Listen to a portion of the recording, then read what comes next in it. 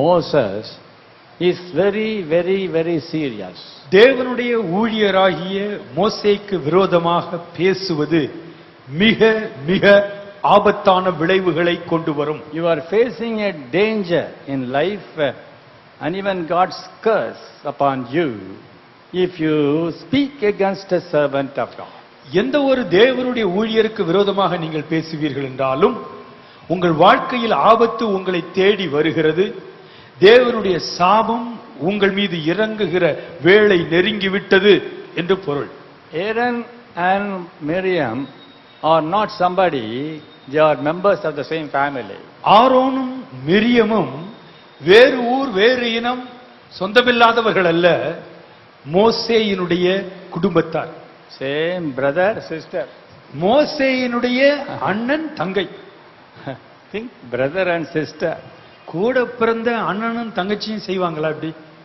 Similarly the believers, similarly the servants of God. அதைப் போலவே ஊழியர்கள், விசுவாசிகள். So be careful. எச்சரிக்கையோடு இருங்கள். So the foolishness, that should be grouped together with the foolish virgins.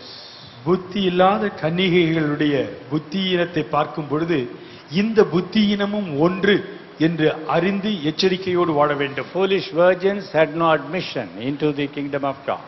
புத்தி இல்லாத கன்னிகைகளுக்கு தேவ ராஜ்யத்திற்குள் இடமில்லை.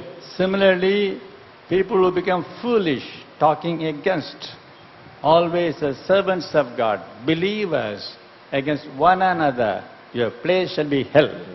தேவனுடைய ஊழியர்களுக்கு விரோதமாக பேசுகிறவர்கள், விசுவாசிகளுக்கு விரோதமாய் பேசுகிறவர்கள், தேவனுடைய பிள்ளைகளுக்கு விரோதமாய் பேசுகிறவர்கள் போய் சேருகிற இடம் நரகம். It's between God and Moses regarding his deeds. மோசேயினுடைய குடும்ப காரியம் அது தேவனுக்கும் மோசேக்கும் இடையில் உள்ளது. His marriage, his life is between him and God. மோசேயினுடைய திருமணம், மோசேயினுடைய மனைவியின் காரியம் அது தேவனுக்கும் மோசேக்கும் இடையிலே உள்ளது. And God knows how to set right it. அதை எப்படி சரிப்படுத்த வேண்டும் என்று தேவனுக்கு தெரியும். God also whipped the servant of God, set right here. தேவனோடு கூட இருந்து தேவனுடைய ஊழியனை கர்த்தர் சரிப்படுத்துகிறார். Another incident for you. இன்னொன்றை சொல்கிறேன். Saul said the first king to Samuel. முதல் ராஜாவாகிய சவுல் சாமுவேலிடத்திலே சொன்னார், I have done foolishly. நான் புத்தியீனமாய் செய்தேன். You can go home and read 1 Samuel 13th chapter. 1 Samuel 13ஆம் அதிகாரத்தை வீட்டிலே படித்து We are பாருங்கள். not reading it now. அதை இப்பொழுது நாங்கள் படிக்க போவதில்லை. The point I bring out, நான் சொல்ல விரும்புவது என்னவென்றால் the குறிப்பு. அந்த குறிப்பு, Samuel said to Saul, சாமுவேலிடத்திலே Saul சொல்லுகிறார், go to Gilgal, கில்காலுக்கு sell, wait for me 7 days.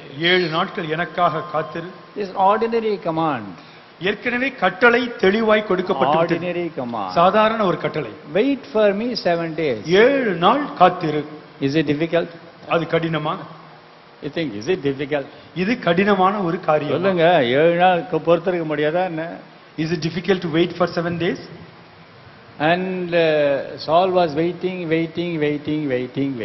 Saul காத்திருந்தார். I think 6 days 23 hours probably.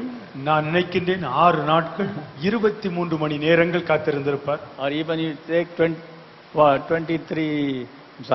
6 days and 23 hours and how many minutes? 59 minutes. 6 நாட்கள் 23 மணி நேரம் 59 நிமிஷங்கள் காத்திருந்திருப்பார். One more minute he didn't. இன்னும் ஒரே ஒரு நிமிஷம் காத்திருக்கவில்லை. He told his subordinates, தன்னுடைய உதவியாளரை பார்த்து, come on, bring me the burnt sacrifice. எல்லா பலியிடம் கொண்டிருக்கக்கூடிய எல்லா சர்வாங்க தகன பலிக்கு எல்லாத்தையும் கொண்டு I will வாருங்கள். do it. நான் அதை செய்வேன். Bible says, வேதம் சொல்லுகிறது, he was present. எண்ணி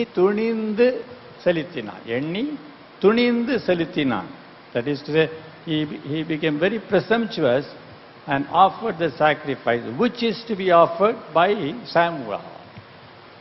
தேவனுக்கு பலி செலுத்த கூடிய அந்த அழைப்பு ஆசாரியன் தீர்க்கதரிசியுமாயிருந்த சாமுவேலுக்கு இருந்தது.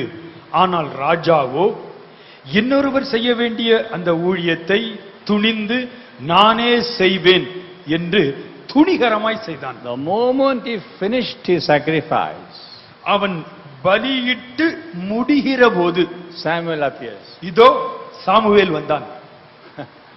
Suddenly Saul found it very difficult. உடனே சவுலுக்கு பயம் பிடித்துக் கொண்டது. Oh, sorry.